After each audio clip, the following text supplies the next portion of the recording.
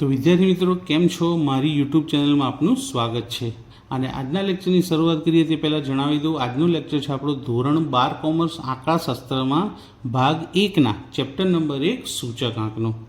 સૂચકાંકની અંદર મેં સ્વાધ્યાય 1.1થી બધા જ દાખલાના વિડીયો મૂકેલા છે અને તેનું એક સરસ પ્લેલિસ્ટ બનાવેલું છે. તો જો આની અગાઉના વિડીયોઝ તમે ના જોયા હોય તો ચેનલમાં જઈ અને તમે પ્લેલિસ્ટમાં જઈને જોઈ શકો છો. ત્યાં તમને સૂચકાંકના બધા જ વિડીયો મળી જશે.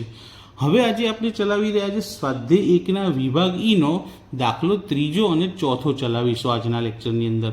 તો શરૂઆત કરીએ દાખલા નંબર 3થી. તો દાખલા નંબર 3ની શરૂઆત કરીએ તે પહેલાં આપણે ચોપડીમાં એકવાર એની રકમ જોઈ લઈએ. તો ચોપડીની રકમમાં જોઈએ તો અહીં તમને માહિતી આપી છે 2013 અને 2014ની બે અલગ અલગ વર્ષ આપે છે, 14 અને 13. તો આ આપણું ગણાશે આધાર વર્ષ અને આ કહેવાશે ચાલુ વર્ષ. ચાલુ વર્ષનો જથ્થો અને ભાવ આપ્યા છે, જ્યારે આધાર વર્ષનો ફક્ત ભાવ આપેલો છે. એટલે આને કહેવાશે Q1, આ કહેવાશે P1 અને આ કહેવાશે P0. Q1 આપેલો છે, દાખલો કઈ રીતથી ગણવાનો છે? કુલ ખર્ચની પદ્ધતિથી. તો જો Q1 આપેલો હોય તો 1101 વાળું સૂત્ર એટલે કે પાસેનો સૂચકાંકવાળું જે સૂત્ર છે તેની મદદથી આપણે આ દાખલો ગણીશું. દાખલાની અંદર એકમ આપેલા નથી, અલગથી કોઈ ખાનું બનાવેલું છે નહીં, માટે એકમ પરિવર્તન કરવાનું આવશે નહીં. જે અંક આપેલા છે તેનો જ આપણે ઉપયોગ કરવાનો છે. તો સૌથી પહેલાં તો વસ્તુનું 2014નો જથ્થો ભાવ અને 2013નો ભાવ, આ ચારેય ખાના આપણે નોટમાં બનાવી દઈએ અને બાકી એક્સ્ટ્રા શું આવશે તે પણ જોઈએ. હવે કુલ ખર્ચની રીતે સૂચકાંક ગણવાનો છે અને Q1 આપેલ હોવાથી આઈપીની રીત થશે, એટલે કે 1101 વાળું સૂત્ર આજે આપણે કરવાનું છે. તો વસ્તુ લખી દીધી ઘઉં, ચોખા, બાજરી, તુવેર દાળ. વર્ષ 2013 આધાર વર્ષનો ભાવ પહેલાં લખી દીધો અને વર્ષ 2014 એટલે કે ચાલુ વર્ષ, તો ચાલુ વર્ષનો જથ્થો અને ચાલુ વર્ષનો ભાવ, આટલી કિંમતો આપણને આપી છે. અને Q1 આપેલ હોવાથી આઈપીની રીત થશે, એટલે 1101 વાળું સૂત્ર આવશે. તો P1 Q1 P0 Q1 આ બે ખાના બનશે. તો સૌથી પહેલાં પહેલું ખાનું P1 Q1, P1 અને Q1નો ગુણાકાર કરીશું. તો આ P1 અને આ Q1, તો આ બંનેનો ગુણાકાર કરીશું. તો સૌથી પહેલાં ગુણાકાર છે 24 ગુણ્યા 15. તો 24 ગુણ્યા 15નો આન્સર આપણી પાસે આવશે 360. 45 ગુણ્યા 10 450, 20 ગુણ્યા 5 100 અને 90 ગુણ્યા 3 270. અને આ ચારે ચાર કિંમતોનું ટોટલ કરીએ 360, 450, 100 અને 270. તો આનો સરવાળો થશે 1180. એ જ રીતે P0 Q1, P0 Q1 20 ગુણ્યા 15 એટલે થશે 300, 40 ગુણ્યા 10 400, 16 ગુણ્યા 5 16 પંચા 80, 80 ગુણ્યા 3 240. તો ગુણાકાર કર્યો. હવે આનો પણ આપણે ટોટલ કરી દઈએ. 700 780, 780માં 240 ઉમેરીએ તો 1020. તો આપણે P1 Q1 અને P0 Q1 શોધી લીધા, 1101. હવે વર્ષ 2014નો કુલ ખર્ચની રીતે સૂચકાંક. વર્ષ 2014નો કુલ ખર્ચની રીતે સૂચકાંક I બરાબર સિગ્મા P1 Q1 છેદમાં સિગ્મા P0 Q1 ગુણ્યા 100. હવે આની કિંમત મૂકી દઈએ. તો P1 Q1નું ટોટલ કેટલું આવ્યું હતું? 1180 છેદમાં P0 Q1નું ટોટલ કેટલું મળ્યું છે આપણને? 1020 ગુણ્યા 100. તો 1180 ગુણ્યા 100 ભાગ્યા 1020. જવાબ મળશે આપણને 115.69. પહેલાં ગુણાકાર કર્યો 100 સાથે અને પછી 1020 સાથે ભાગાકાર, તો જવાબ મળ્યો 115.69. હવે જવાબ આપણો 100 કરતાં મોટો આવે છે સૂચકાંકનો, તો આપણને અર્થઘટન લખીશું તો વધારો મળશે. તો લખીએ કે વર્ષ 2013ના સાપેક્ષમાં વર્ષ 2014ના કુલ ખર્ચમાં થયેલ ટકાવારી વધારો બરાબર, તો આપણો જે સૂચકાંક મળ્યો 115.69 માઇનસ 100 આધાર વર્ષનો સૂચકાંક બાદ કરી દઈશું, તો જવાબ મળશે 15.69%. તો આપણો દાખલા નંબર 3 થઈ ગયો. સિમ્પલ કોષ્ટક હતું, 1101 વાળું સૂત્ર હતું. પહેલાં 2 ખાના બનાવ્યા, ટોટલ કર્યું, સૂત્રમાં કિંમત મૂકી, જવાબ લાવ્યો અને અર્થઘટન કરી દીધું. હવે આપણે જોઈએ દાખલા નંબર 4. દાખલા નંબર 4 એમાં એની રકમ પહેલાં જોઈ લઈએ. તો ચોથા દાખલામાં કીધું છે કે નીચેની માહિતી પરથી 2008ના વર્ષને આધાર વર્ષ તરીકે લઈ અચલ આધારે સૂચકાંક, એટલે પહેલાં આપણે અચલ આધારે સૂચકાંક શોધવાનો છે. અને પછી બીજું કીધું છે કે વર્ષ 2008 અને 9ના સરેરાશ ભાવને આધાર વર્ષના ભાવ તરીકે લઈ સૂચકાંક ગણો.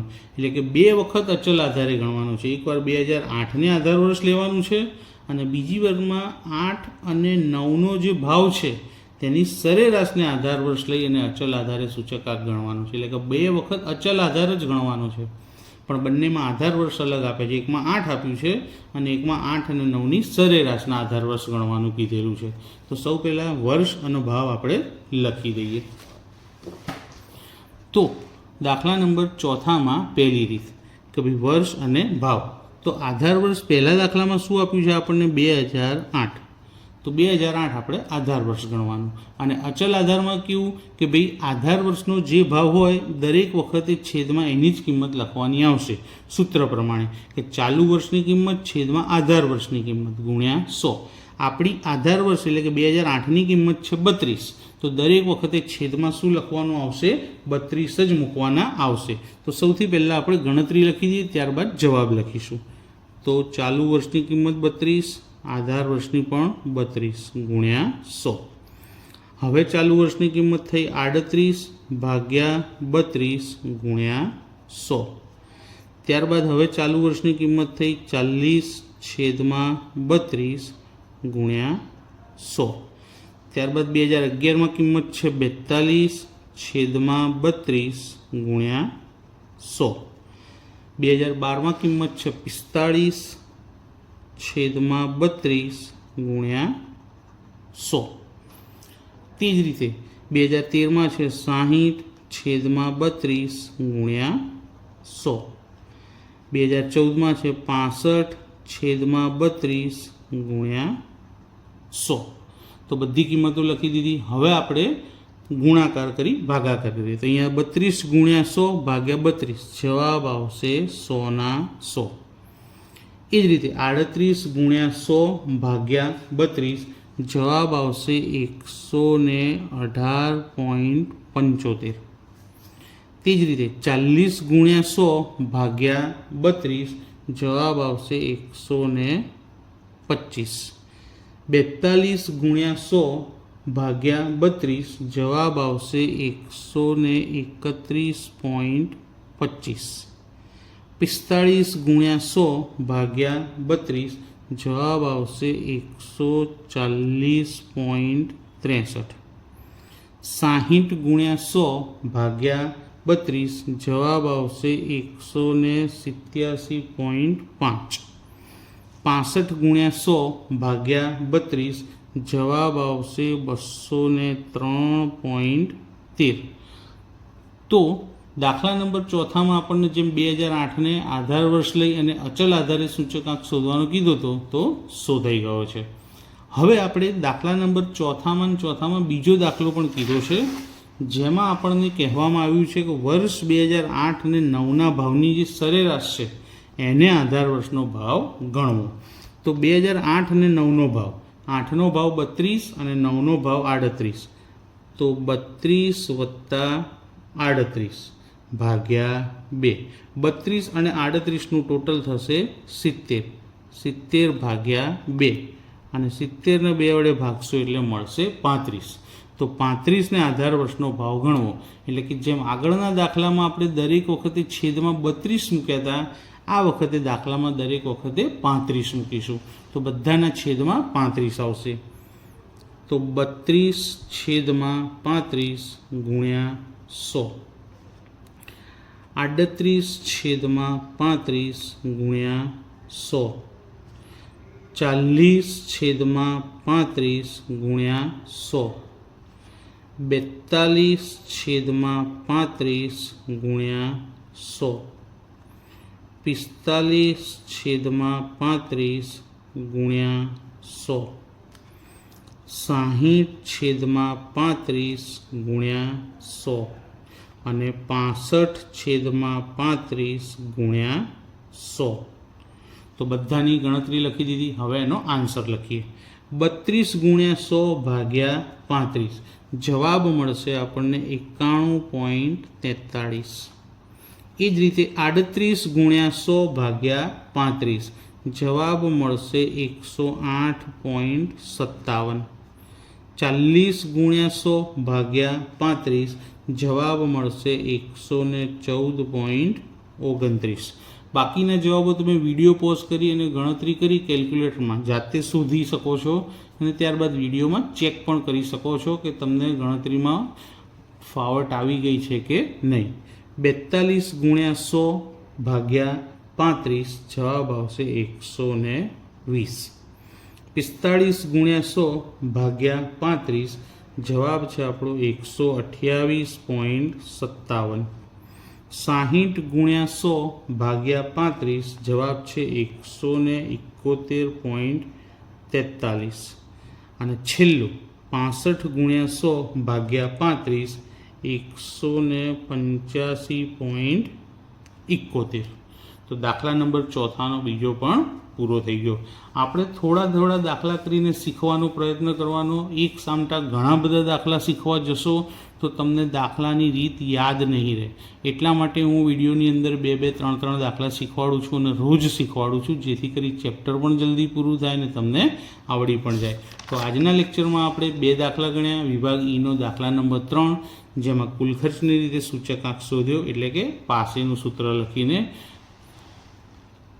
અને દાખલા નંબર 4ની અંદર આપણે 2 વાર અચલ આધાર શોધ્યો. એકવાર આધાર વર્ષ લીધું 2008 અને અચલ આધારે કિંમત શોધી, અને ત્યારબાદ બીજી વાર 2008 અને 9ની સરેરાશને આપણે આધાર વર્ષનો ભાવ ગણી અને અચલ આધારે સૂચકાંક શોધ્યો. તો અહીં આપણો લેક્ચર પૂરો થાય છે. મિત્રો, લેક્ચર તમને કેવો લાગ્યો મને કોમેન્ટ કરી જરૂરથી જણાવજો, અને તમારા મિત્રોને અને તમારા ગ્રુપમાં આ વિડીયોને શેર જરૂરથી કરજો, અને ચેનલને સબસ્ક્રાઈબ કરવાનું ભૂલતા નહીં, જેથી આવા એજ્યુકેશનલ વિડીયો તમને મળતા રહેશે. Thank you.